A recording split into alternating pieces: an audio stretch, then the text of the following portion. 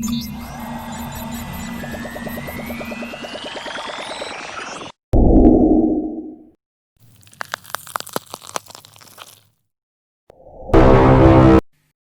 Bismillahirrahmanirrahim. Assalamualaikum warahmatullahi wabarakatuh. Saya Ahmad Hakimi bin Muhammad Nur, bernama metrik di 2019 1089 294. Jadi insya-Allah pada malam ini saya akan menyelesaikan satu tugasan video untuk kelas debat bahasa Melayu yang dibimbing oleh Encik Muhammad Fawis. Jadi untuk video kali ini saya akan berbincang tentang satu isu yang seringkali disebut oleh ibu bapa, yang dilihat menjadi satu kerisauan yang amat besar juga bagi guru-guru, yang mana pendidikan kafah bagi anak-anak murid yang bersekolah rendah maupun bersekolah menengah menjadi isu bahawa mereka tidak dapat membaca Al-Quran dengan betul, malah ilmu-ilmu fardu ain juga tidak lengkap bagi setiap diri mereka. Okey. Jadi persoalannya, mahukah anda sebagai ibu bapa mengubah persepsi ataupun masalah yang berlaku pada masa kini, dan sudah tentu ibu bapa ingin pastikan anak-anak mendapat bimbingan yang terbaik untuk pembelajaran kafah dan Al-Quran bagi mereka. Dan seterusnya, bagaimana jika ada satu program yang mampu membimbing anak-anak anda untuk menguasai ilmu kafah dan Al-Quran dengan cepat dan juga lebih berkesan. Jadi sebelum itu saya akan menyebut tentang satu kajian yang mana telah dibuat satu kajian oleh pengarah Pusat Pengajian Al-Quran Al-Baghdadi, Taman Yayasan Segamat, yang mana menunjukkan satu kajian bahawa 40% pelajar sekolah menengah tidak boleh membaca Al-Quran dengan betul. Hakikat hari ini sebenarnya situasi ini adalah menyeluruh untuk semua subjek, termasuk subjek matematik, sains, bahasa Inggeris dan lain-lain. Kebanyakan ibu bapa telah pun mengambil tindakan yang begitu berkesan, yang mana telah menghantar anak-anak mereka ke pusat tuition ataupun kelas tambahan. Tetapi bagaimana pendidikan agama dan Al-Quran? Tidakkah ia juga penting, bahkan lebih-lebih lagi perlu diberikan perhatian?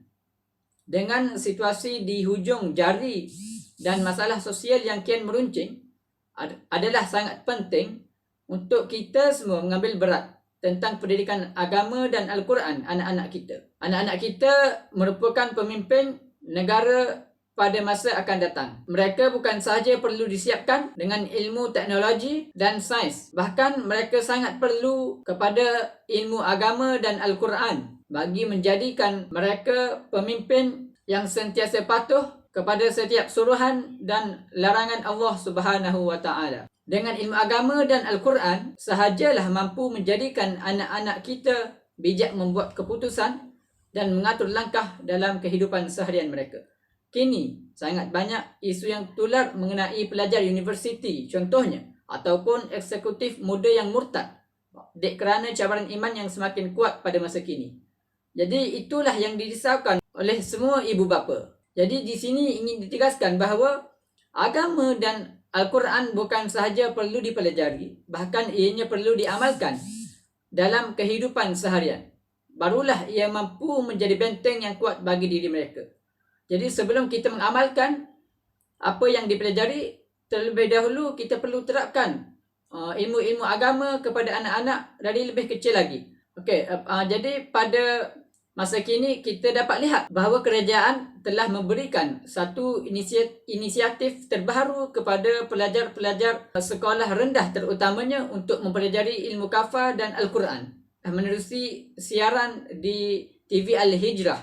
Buktinya kita dapat lihat pada 21 Januari 2021 telah dinyatakan bahawa surat kelas Al-Quran dan fardu ain yakni kafah bakal disiarkan setiap hari di TV Al-Hijrah bagi menjamin pendidikan agama di kalangan pelajar sekolah menengah juga sekolah rendah. Menteri di Jabatan Perdana Menteri Hal Ehwal Agama iaitu Senator Datuk Dr.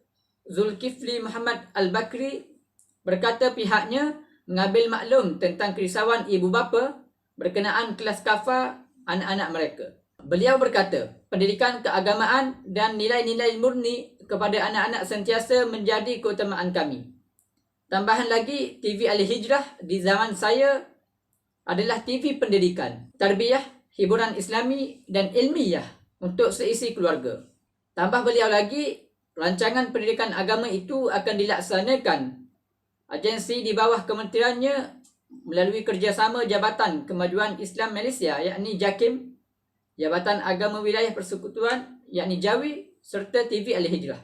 Sementara itu, Ketua Pegawai Eksekutif TV Al-Hijrah Namazi Haris berkata, surat pendidikan itu dapat membantu para pelajar dari kalangan B40 terutamanya yang mempunyai masalah capaian internet yang terhad. Katanya, pendidikan atas talian sangat penting. Namun, kita perlu perakui capaian masih belum sepenuhnya. TV Al-Hijrah akan melaksanakan kelas kafah yang mana murid dan pelajar boleh tonton setiap hari selama setengah jam dan ulangan setiap hari bagi subjek tersebut. Menurutnya, surat pendidikan itu akan disiarkan setiap hari Isnin hingga hari Ahad, bermula pada jam 4.30 petang dan ulangan pada hari yang sama pada jam 6.30 petang. Ujarnya, pada hari Isnin, pendidikan itu akan menyiarkan mengenai akidah dan ibadah. Selasa pula mengenai sirah.